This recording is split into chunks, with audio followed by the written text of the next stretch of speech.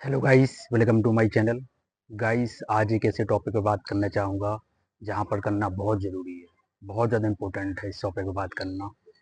Topic क्या है? Topic है बेरोजगारी, अनएम्प्लॉयमेंट।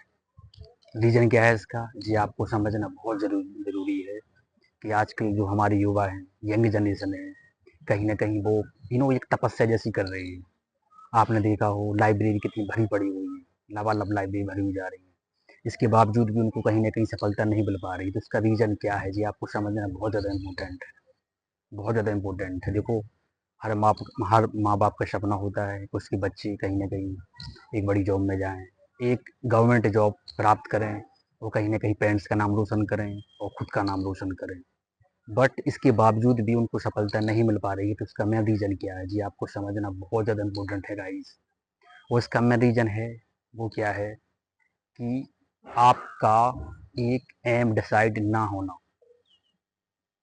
यस, क्या नहीं होना? आपका ये एम डिसाइड नहीं होना, आपका एक लक्ष्य पर फोकस नहीं होना। जी आपका सबसे बड़ा रीज़न है गाइस। आप समझिए इस बात को।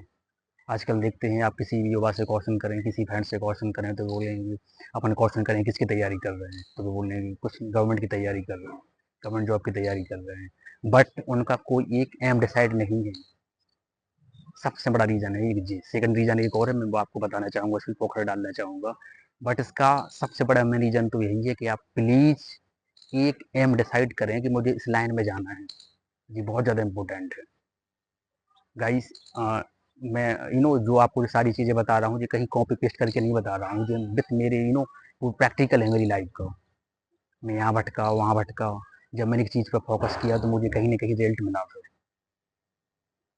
मुझे रिजल्ट मिला, 100% मिला और जल्दी मिला। ज़्यादा टाइम नहीं लगा मुझे रिजल्ट मिलने के लिए। तो प्लीज़ मैं आप सब लोगों से रिक्वेस्ट करना चाहूँगा कि प्लीज़ आप एक एम डिसाइड करिए कि मुझे क्या करना है। आपको डिफेंस में जाना है, सिविल सर्विस करना है, टीचिंग लाइन में जाना है, कहाँ आपका इंटरेस्ट है और कहाँ आपकी जो एनर्जी है ना वो सबसे ज़्यादा लग रही है। इंटरेस्ट विथ एनर्जी, आपका जहाँ इंटरेस्ट होगा ना बस वहाँ एनर्जी वो ज़्यादा लगेगी, और जहाँ लगेगी आप उस चीज़ को अचीव कर लेंगे। एम डिसाइड करिए आप। यदि आपको लग रहा है जैसे आप कुछ बंदों से मिलेंगे जो बोलते हैं नहीं यार मुझे वर्दी पहनना, जुनून है एकदम, मुझे आर्मी में जाना है, मुझे डिप्टी कलेक्टर बनना है, सिविल सर्विस में जाना है। तो ये क्या है? Just those person find out your लक्ष्य, उन्होंने कहीं ना कहीं वो अपना एम डिसाइड कर लिया कि मुझे इस लाइन में जाना है, वो अचीव कर लेते हैं। और ये सारी बातें मुझे चली है बिल्कुल बाद में पता। मैं भी स्टार्ट में भटक रहा था, ये करूँ वो करूँ, गवर्नमेंट जॉब की तैयारी करूँ। बट मुझे जब अपना इंटरेस्ट पता चला, मुझे लगा कि मैं स्टार्ट से इस चीज़ में इन्वॉल्व पहले से भी था, और मैंने थोड़ी सी उसमें मेहनत की तो रिजल्ट मुझे मिल गया उसका। और मैं समझ गया कि कहीं ना कहीं वो हो, मैं कितनी बिग मिस्टेक कर रहा था। रिजल्ट मिला और बार बार मिला, बार बार मेरे एग्जाम निकले।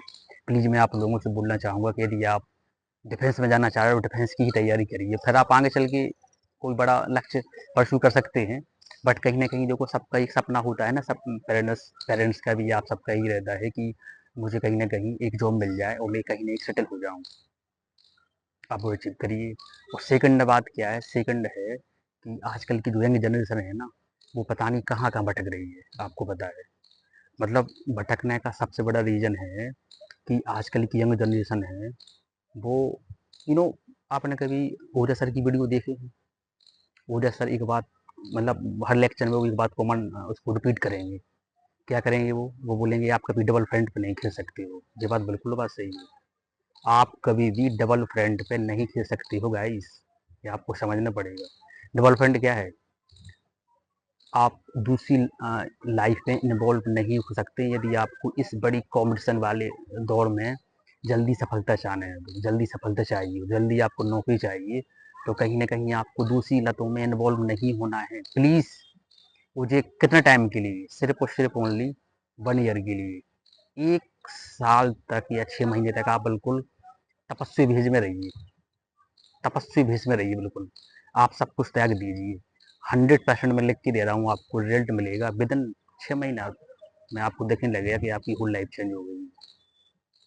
ये मैंने सब प्रैक्टिकली किया है, क्योंकि जब तक आप सेक्रीफाई नहीं करेंगे ना, आपको रिजल्ट नहीं मिलने वाला है। डबल फ्रंट पे आप नहीं कह सकते कि हम मजे भी ले लेंगे और संग संगे आपको नौकरी प्राप्त हो जाएगी? इम्पॉसिबल। ओझा सर जी अपने लेक्चर में बार-बार ये बात दोहराते हैं कि डबल फ्रंट आप नहीं कह सकते। जो ओझा सर जो वेल ट्रेंड होगा ना, जो उस लाइन के बारे में उसको पूरा पता होगा, वो ये बात बोलेगा और बोलेगा और बोलेगा।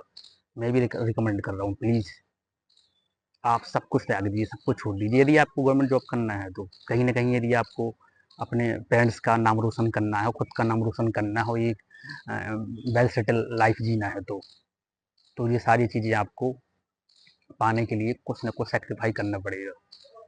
छोड़ दीजिए आप 1 साल के लिए, आप बिल्कुल ब्रह्मचारी भी समय हो जाएँगे। फिर आप देखो, आपका दिन प्रतिदिन जैसे ही आप अपने लक्ष्य पे केंद्रित रहेंगे ना, तो आप दिन दिन प्रतिदिन आप चेंज होते जाएँगे। कुछ आपकी पर्सनैलिटी में चेंज होती जाएगी, क्योंकि जब आप ज्ञान एब्ज़ॉर्ब करेंगे ना, जब आपके अंदर नॉलेज आएगा ना, तो कहीं न कहीं आपकी पर्सनैलिटी चेंज होगी। क्योंकि पर्सनैलिटी तो चेंज नहीं होती कि आपने कुछ ऊपर से एक पोशाक पहन ली है, बिल्कुल चश्मा ये वो सब, वो पर्सनैलिटी होती है just like is called knowledge.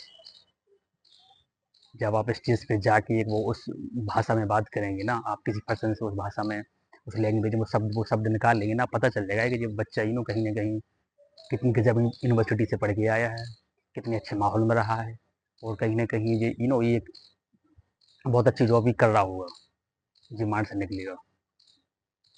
Knowledge से, ये सारी चीज़ें नॉलेज से। तो प्लीज़ मैं आप लोगों से बोलना चाहूँगा कि आप 2 चीज़ों पर फ़ोकस करिए। पहले तो आप गोल डिसाइड करिए। आप गोल डिसाइड करिए कि हमें इस लाइन में जाना है। और सेकंड बात ये है कि आप जिन चीज़ों में आप इन्वॉल्व हैं ना, 1 साल के लिए छोड़ दीजिए। यदि आपको रियलिटी में इस बड़ी कॉम्पिटिशन में, जहाँ पर नौकरी लेना बड़ा मुश्किल है, नौकरी के लाले पड़े हुए हैं गाइस, और आपको नौकरी चाहिए, मिलेगी आपको 100%, लेकिन आपको प्लीज़ इन 2 बातों पर बहुत फ़ोकस करना पड़ेगा।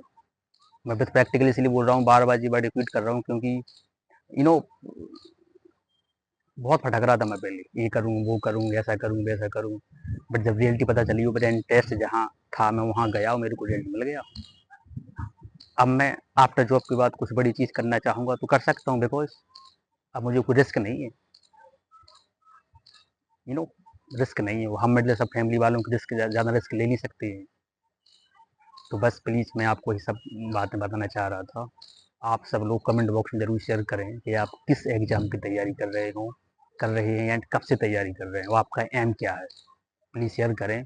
और जो 2 बातें आप अपने प्लीज़ अपने यू नो स्टडी टेबल पर लिख लें ऊपर कि आपका एम क्या है, और मुझे बुरी लतों में नहीं पड़ना है 1 साल तक।